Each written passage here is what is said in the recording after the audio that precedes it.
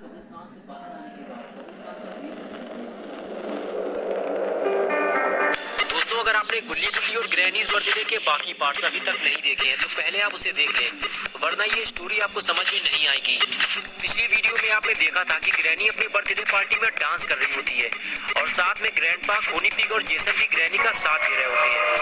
Granny ने आज कुछ ज्यादा ही पी ली है और वो नशे की हालत में डांस करते हुए रूम से बाहर निकल जाती है और कुछ देर बाद उसका बैलेंस बिगड़ जाता है और वो ऊपर से नीचे टपक जाती है। ऊपर डांस कर रहे लोगों में से किसी को भी ये पता नहीं चलता कि ग्रैनी अड्डे बड्डे टूयू करते हुए नीचे गिर गई है, लेकिन नीचे खड़ा हुआ रॉड ग्रैनी को गिरते हुए देख लेता है और फौरन भागते हुए ग्रैनी के पास जाता है और उसे उठाने की कोशिश करता है, लेकिन लगता है ग्रैनी अब हम सबको छोड़कर जा चुकी है और शायद रॉड भी ये बात समझ जाता है, इसलिए फौरन वो ऊपर की तरफ भागता है और रूम के अंदर जाकर सबको ये बताने की कोशिश करता है कि डांस करते हुए ग्रैनी ऊपर से नीचे गिर पड़ी है और अगर सही वक्त पे ग्रैनी का इलाज नहीं किया गया तो वो मर जाएगी। लेकिन कोई भी रॉड की बात नहीं सुनता, सब लोग डांस करने में मस्त हैं और अब आगे की स्टोरी देखते हैं। कुछ देर बाद रॉड को समझ में आ जाता है कि ये सारे लोग डांस करने में मस्त हो चुके हैं, अब इनसे बात करने का कोई फायदा नहीं है। अब रॉड को अकेले ही कुछ करना होगा, लेकिन पता नहीं ग्रैनी अब तक जिंदा भी है या नहीं। सीढ़ियां उतरते हुए रॉड सोचने लगा कि उसके पास एक अच्छा मौका है गुल्ली और शॉन को बचाने का।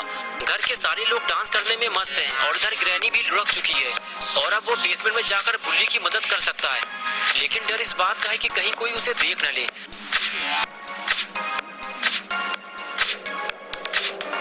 रॉड आगे बढ़ते हुए बेसमेंट का दरवाजा खोलता है, लेकिन सीढ़ियां उतरने से पहले ही वो फिर से रुक जाता है।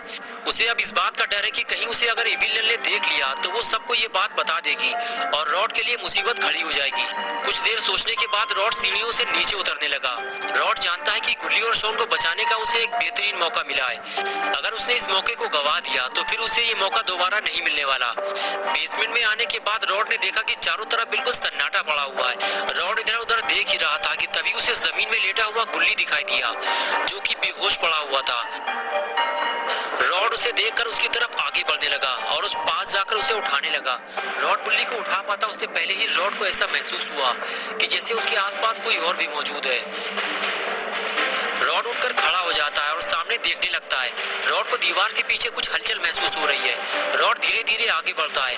अगर वहाँ इविल नन मौजूद हुई तो रॉड चुपचाप यहाँ से खिसक लेगा, लेकिन रॉड जब पास जाकर देखता है, अरे ये तो गुल्ली है और इसने तो इविल नन को जहर वाला इंजेक्शन भी लगा दिया है। ये देखकर रॉड खुश हो गया और बोला, वाह गुल्ली वाह, तुमने तो कमाल कर दिया।